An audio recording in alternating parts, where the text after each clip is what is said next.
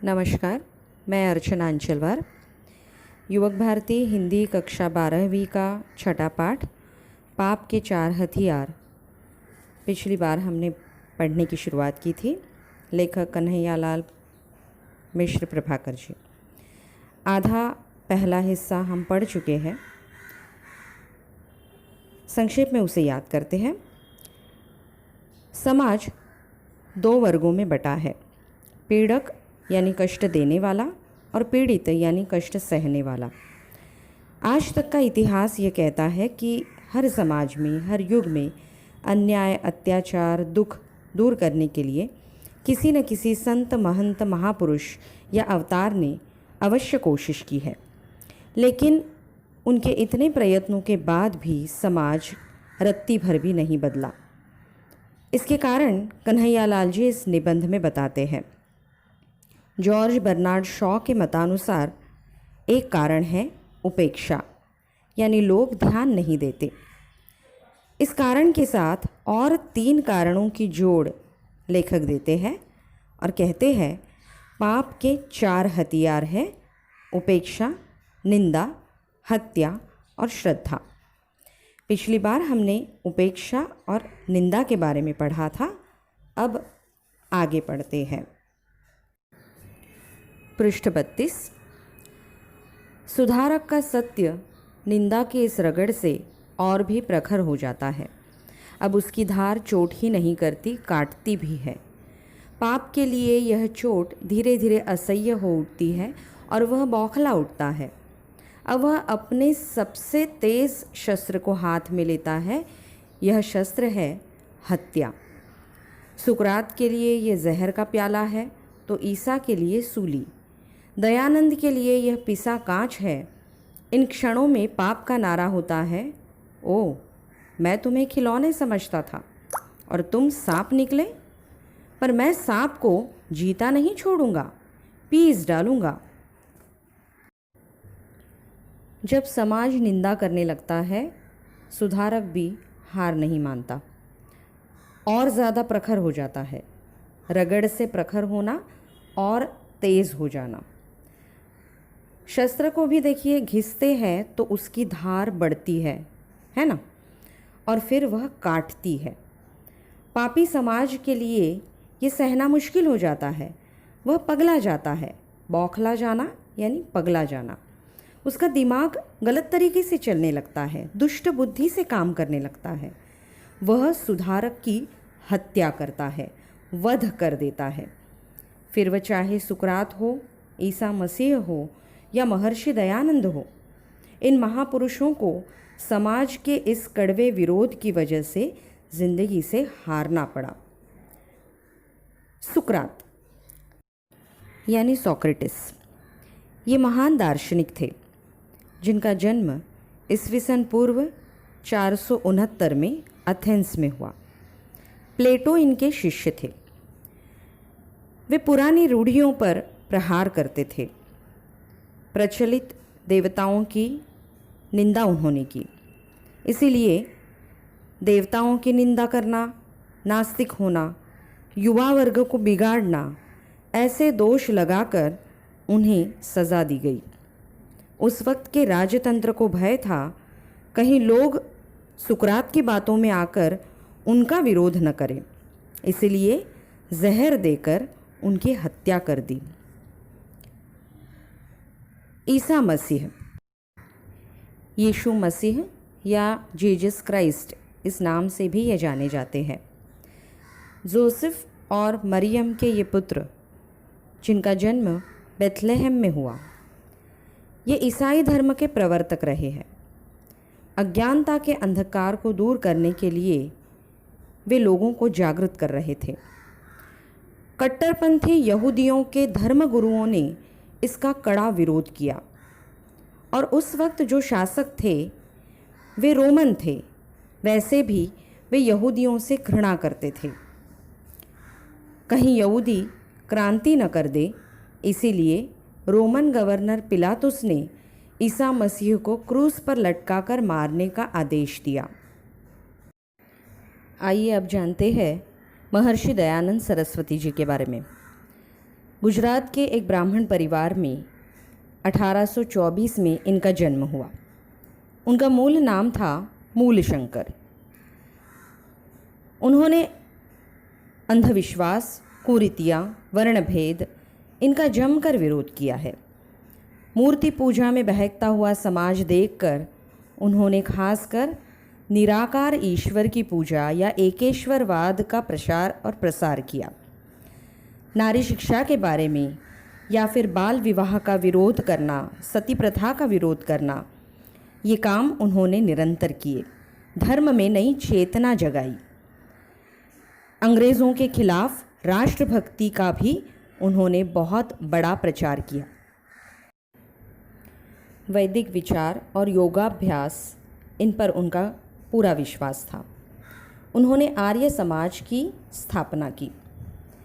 समाज सुधार के लिए वे पूरे भारतवर्ष घूमते थे। कहते हैं एक बार जोधपुर के राजा यशवंत सिंह से वे मिलने गए और तब महाराज नन्हीजान नाम के नर्तकी के साथ व्यस्त थे। दयानंद सरस्वती जी ने इस बात पर उन्हें टोका और इसका गुस्सा उस नर्तकी ने बहुत अजीब तरीके से निकाला। इस नर्तकी ने रसोइया से कहकर स्वामी जी के दूध में पिसा हुआ कांच मिला दिया। ऐसा कहा जाता है कि इसी वजह से स्वामी जी का अंत हुआ। ये सिर्फ 3 उदाहरण ही नहीं, हम तो ऐसे कई उदाहरण देख सकते हैं। आज के आधुनिक युग में भी अंधश्रद्धा निर्मूलन समिति के संस्थापक नरेंद्र दाभोलकर जी हो, कन्नड़ लेखक कलबुर्गी हो या पत्रकार गौरी लंकेश, जिन जिन लोगों ने समाज में परिवर्तन लाने की कोशिश की, उन्हें इन पापी लोगों के विरोध का शिकार होना पड़ा। विरोधक के मन में इतनी ईर्ष्या है कि वे कहते हैं, मुझे लगा तुम खिलौना हो पर तुम तो सांप निकले। असल में सांप का जहर तो इन पापी लोगों के मन में ही है, लेकिन वे सुधारक को सांप कहते हैं। सुधारक का सत्य हत्या के इस घर्षण से प्रचंड हो उठता है।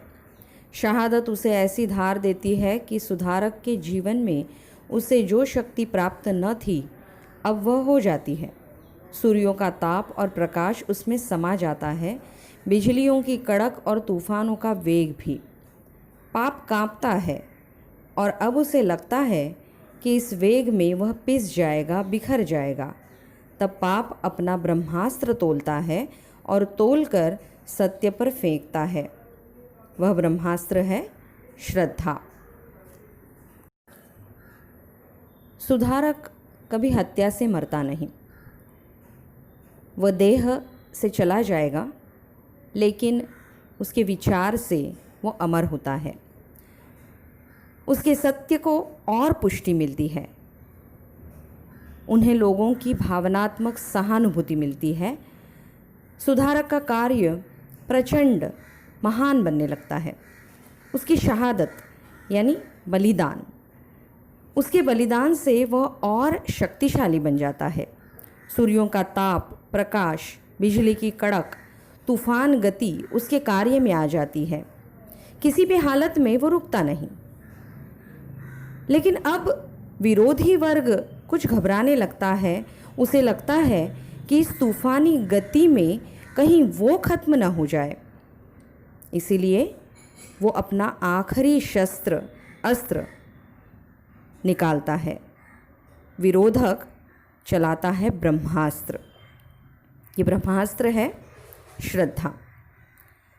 ब्रह्मास्त्र जिसका निर्माण ब्रह्मदेव ने किया था। ऐसा कहते हैं ये एक बहुत ही शक्तिशाली, प्रभावी, भयानक संहार करने वाला शस्त्र है। महाभारत काल में इसका उपयोग किया गया था।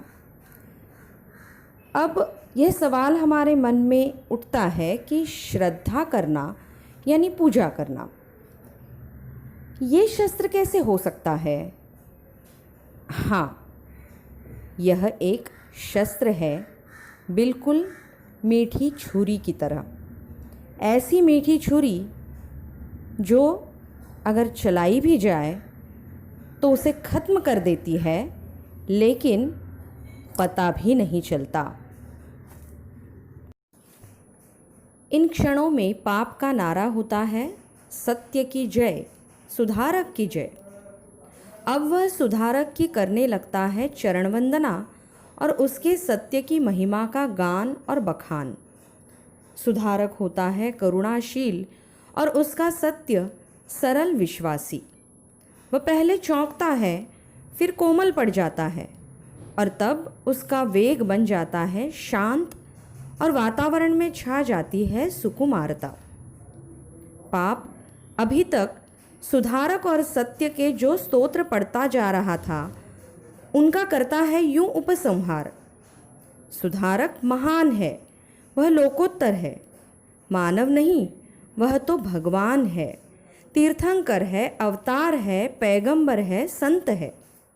उसकी वाणी में जो सत्य है वह स्वर्ग का अमृत है, वह हमारा वंदनीय है, स्मरणीय है। पर हम पृथ्वी के साधारण मनुष्यों के लिए वैसा बनना असंभव है। उस सत्य को जीवन में उतारना हमारा आदर्श है, पर आदर्श को कब, कहाँ, कौन पा सकता है? और इसके बाद उसका नारा हो जाता है, महाप्रभु सुधारक वंदनीय है, उसका सत्य महान है, वह लोकोत्तर है।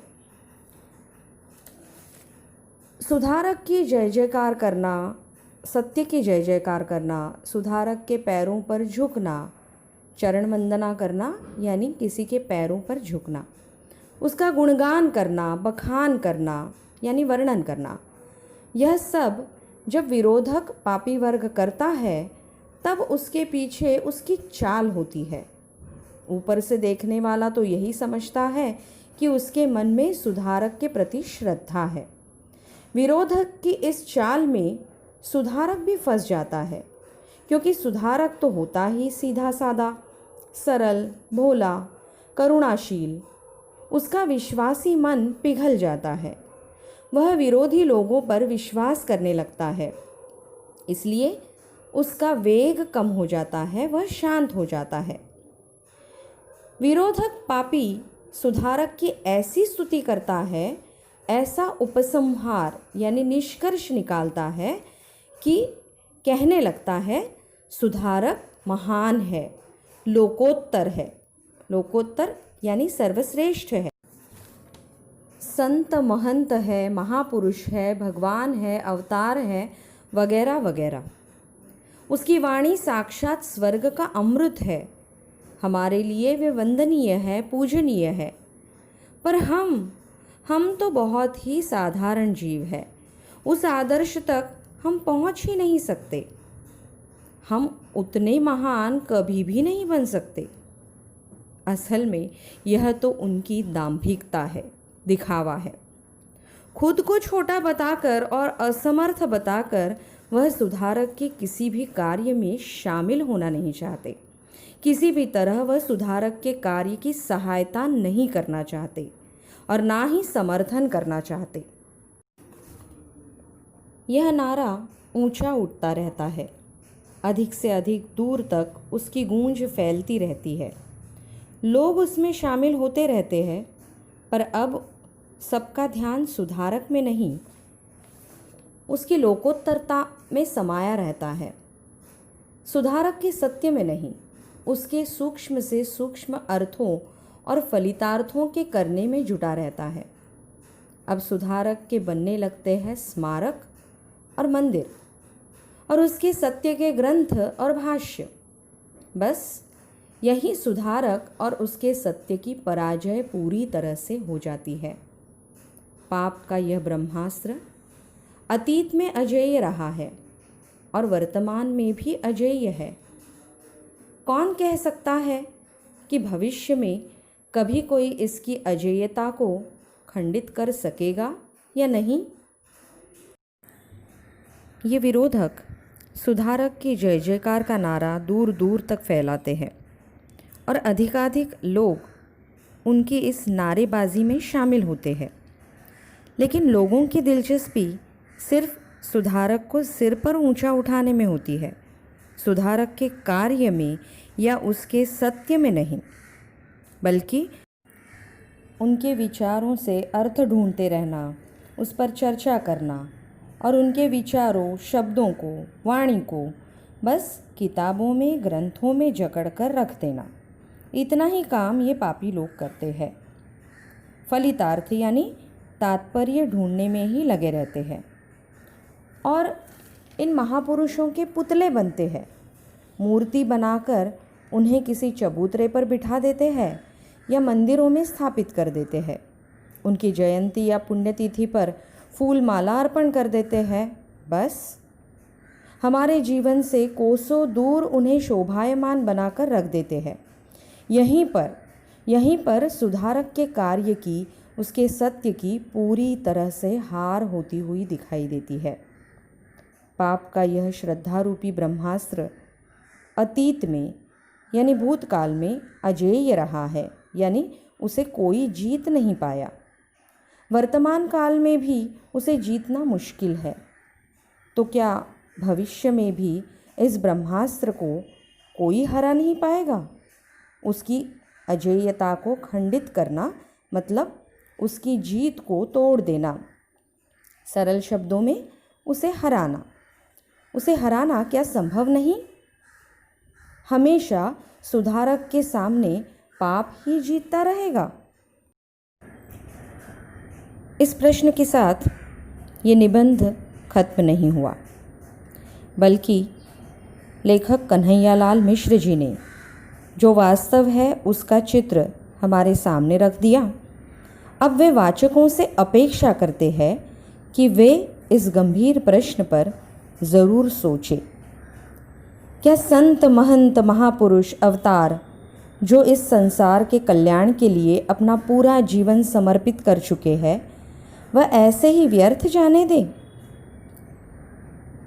देखिए, असल में समाज में 5% लोग सत्य, धर्म, नीति की राह पर चलने वाले होते हैं और 5% असत्य, अधर्म और अनीति की राह पर, और बाकी बचे 90% समाज जो हम जैसे हैं, जिन्हें अपना कोई मत नहीं है, निष्क्रिय है। जो प्रभावी लगे उसकी ओर ये 90% लोग झुक जाते हैं। अब हमें तय करना है कि 5% सत्य की तरफ का पलड़ा भारी करना है या 5% असत्य की तरफ का, क्योंकि ये 90% जो सबसे ज़्यादा बहुमत है वो तो हम ही हैं ना। क्या हम नहीं चाहते समाज स्वस्थ, सुंदर, नीतिमान, सदाचारी बने? यदि हम 5% सत्य की तरफ खड़े हो जाए तो क्या समाज का रंग रूप नहीं बदलेगा? चलिए, भविष्य में सुधारक का शस्त्र प्रभावी होना चाहिए, ऐसा हम ज़रूर तय कर सकते हैं। चलिए, अब पाठ के अंत में कुछ कृति शब्द संपदा देखते हैं। शब्द समूह के लिए एक शब्द लिखिए। पहला, जिसे व्यवस्थित न गढ़ा गया हो, उत्तर है अनगढ़। दूसरा, निंदा करने वाला, उत्तर है निंदक। तीसरा, देश के लिए प्राणों का बलिदान देने वाला, उत्तर है शहीद। चौथा, जो जीता नहीं जाता, उत्तर है अजेय। अभिव्यक्ति के लिए पहला, समाज सुधारक समाज में व्याप्त बुराइयों को पूर्णतः समाप्त करने में विफल रहे। इस कथन पर अपना मत प्रकट कीजिए। दूसरा है, लोगों के सक्रिय सहभाग से ही समाज सुधारक का कार्य सफल हो सकता है। इस विषय पर अपने विचार स्पष्ट कीजिए। 8 से 10 वाक्यों में हम अपना मत व्यक्त कर सकते हैं। अब पाठ पर आधारित लघुत्तरी प्रश्न। पहला है, पाप के 4 हथियार पाठ का संदेश लिखिए। और दूसरा, पाप के 4 हथियार निबंध का उद्देश्य स्पष्ट कीजिए। इन दोनों प्रश्नों के उत्तर हम 80 से 100 शब्दों में लिखेंगे। धन्यवाद।